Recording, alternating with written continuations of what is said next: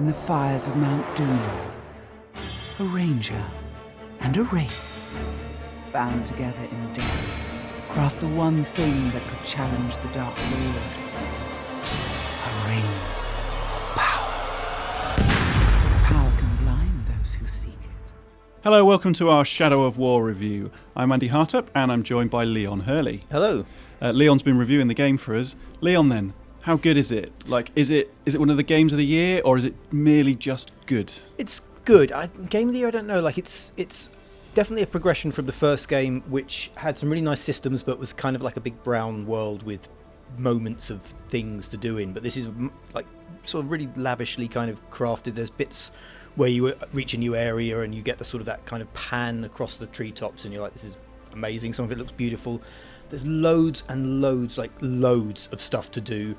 Some of it's not quite as like sort of say richly crafted as like Skyrim or The Witcher, where you're sort of discovering new things. You sort of tend to know what each thing is, but like so you're hunting captains, you're destroying monuments, you're cleansing these Hadria towers that let you they work like Assassin's Creed towers. Yeah. It's a lot in common with Assassin's Creed actually, like in terms of like the way the map's laid out, in terms of the ways you do lots of things. In terms of its scale, actually, it's like that kind of Assassin's Creed 2, okay. Assassin's Creed Unity, where there's a map that's covered in like 60 markers, and there's like 5 maps, like 5 different regions. Okay, so loads and loads of stuff to do, yes. as is the case with a lot of open world games now.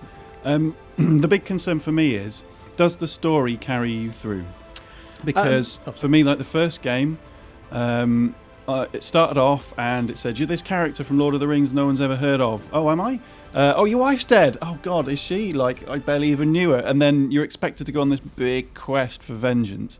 And I just wasn't buying it. And because the game was so brown, I didn't get through it. I thought it was really disappointing. So does Shadow of War give you a more compelling reason to be there? And does it hold your attention throughout? It definitely holds your attention. It's not brown anymore. There's some beautiful green forest. There's one area that when it pops up, it's so green, it's almost shocking. But I generally, plot-wise, it's something Sauron.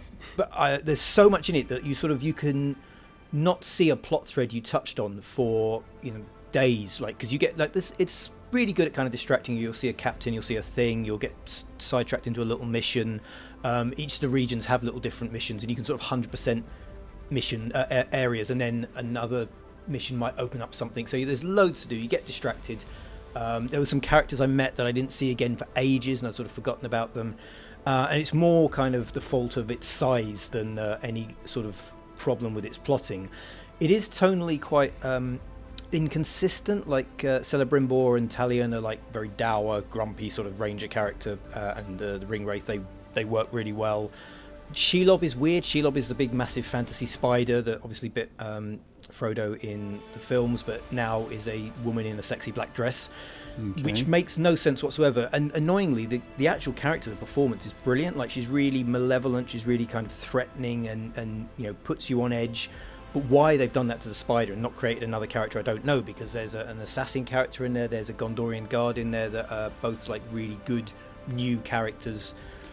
So that's quite weird. There's also moments when you have your followers in your castles, because castles are a thing now, but it's played so much for laughs. Like, it's the only thing missing is like a like canned laughter track, because it's proper like kind of whack oops sort of joke comedy, pratfalling kind of stuff. It's really weird. And then you're off in lava fields fighting demonic forces. You sort of lost me at sexy spider in a dress.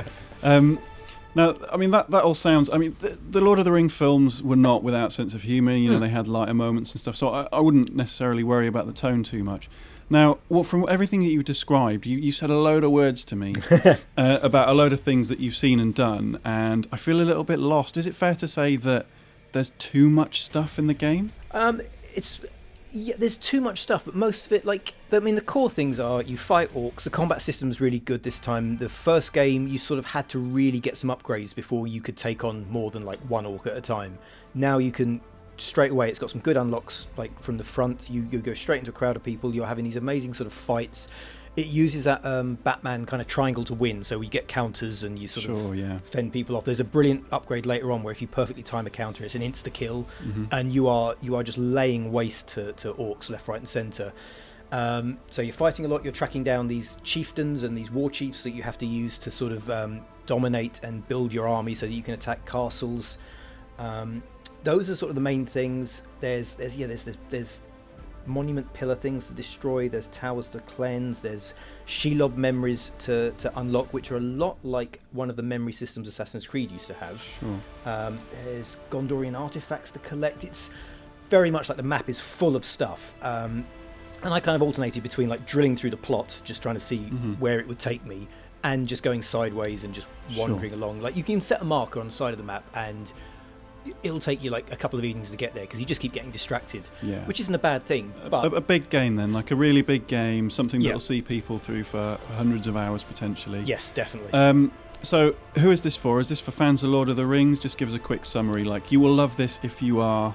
I think if you're a hardcore Lord of the Rings fan, you will struggle with some of the light-hearted tone and some of the weird character developments. Like, a very major monster appears and you basically have this kind of like Rampage style punching match with like a very famous powerful monster. Does seem strange. Well, who is it for then? For people who like big open world games where they can sort of build their character, build their presence in the world. There are castles scattered around that you now have to like attack and take and keep. So you build your army up, you can send in your orcs that you dominate, you can send them in to backstab the war chief, so you can send them in as a spy, and when you attack they'll stab the war chief in the back. But you have these big set piece battles, you go in, you fight fight to take the castle, you have to keep the castle. So if you like that kind of GTA Saints Row kind of big open world game where it's about taking over the world, it's that kind of thing. And it's definitely a game, you don't buy it for the weekend and have a bit of a fun sort of few hours. You buy it for like